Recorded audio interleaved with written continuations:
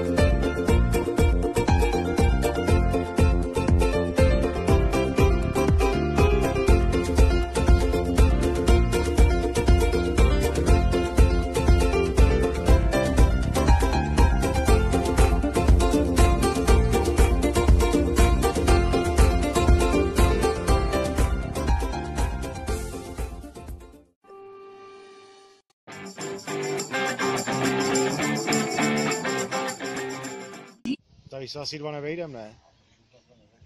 Když vidím, jak to táhne. Táhne to jako hodí. To je tak, abys nešli tam ale až dopředu. To ne, budete hezky tady u mě, vole. Tady ani nenahodí, ne? Já to vytáhnu. No co ti to bude platný, vole? Pojď nás chytnout.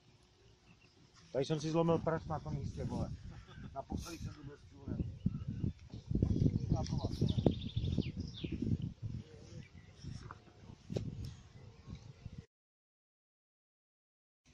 Můžeš ještě něco říct k tomu, táto? No, co bych tomu měl říct? Tady je hrozně moc bordelu. Na všechno jsem sám. Nikdo mi s ničím nepomáhá, jako vždy. Takže mi to bude trvat tak 2 hodiny, než připravím místo s paní dětem. No pak si snad nahodím, no.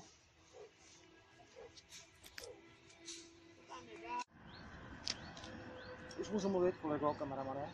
Jo, a nahlas. Budu mluvit teda zcela srozumitelně a nahlas. Jsem zničený, unavený. Právě jsem vybalil tisíce věcí, aby měli synkové kde spát, ležet. Takže když přepne kameraman na postel, tak už to mají hotový. Jenom já jsem zničený a nemám vyndaný ani pruty. Konec. Mám to tady to ohodnoť. No ohodnoť, stojí to za prd, protože jsem utrhnul rybu. Mohla to být můj osobní zase rekord, ale stalo se, vytáhl jsem jednoho tlouště a od té doby jsme neměli jednoho kapříka, tamhle kluci vytáhli dole a od té doby jsme neměli záběr. No. Podívej se na vodu, je tam ten bílej květ, jsou to plný šňůry. No a teď přijel kolega s těma 2 výrostkama a furt jenom pruděj. Tak teďko, co jsi asi chytil? Tady mám nějakou rybu. Hej!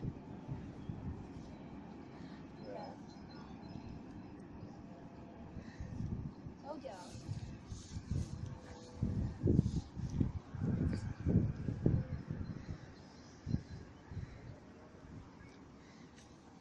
Je to tloušť nebo? Asi jo. A co udělal? Tloušť? To je sumec. Ty vole, my máme sumce! Ukaž nám ho pořádně na tu kameru. To je hustý. Jo, tam moc nevidím, musíš až tady. Je proti sluníčku, Takhle mi ho To jsem ukaž. nikdy neviděl takhle. Tak Já nevím co, já mu dám nebudu šát do té držky. Jsi šáhni, jaký má zuby tady? Ne, Nechce, on mě šáhni si. kousne. Tady to nemůže zmačknout. Na ty si Hej. představ, když je velký.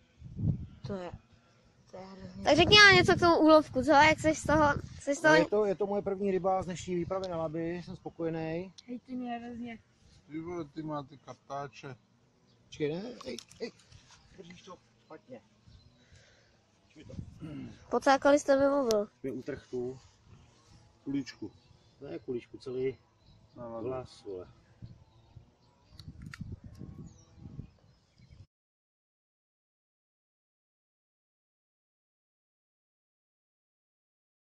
Že chytili jsme první rybu, byl to sumec a byl docela malý, ale stejně tátu potěšil, protože to byla první ryba.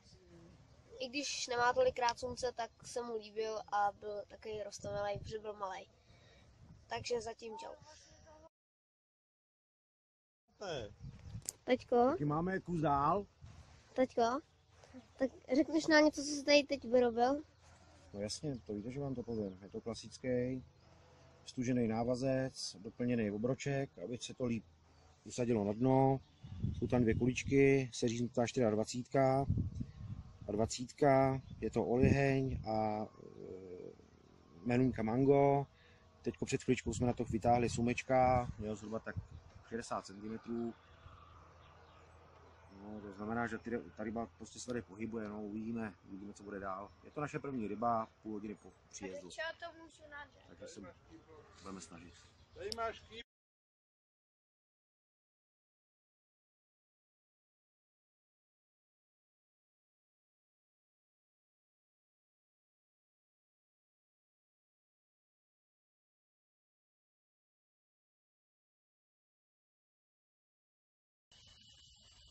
Škrtně nahoře, ty vole. Jo. Samik se pokouří. To. Oheň.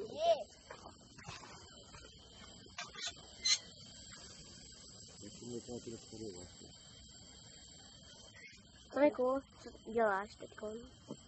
Večeři. Co to je za večeři? Večer. Co to je za jídlo? Čínská polívka. Už to tak bude.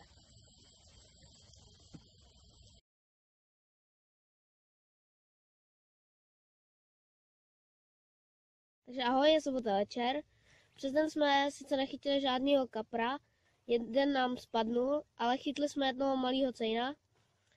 A na večer k nám přijel ještě Vítě. Nemusel jít sem. No a já vám ho pak ukážu na fotkách. No a ještě taťko něco chci říct. Jsem unavený. Aha, tak to je asi všechno. Čau.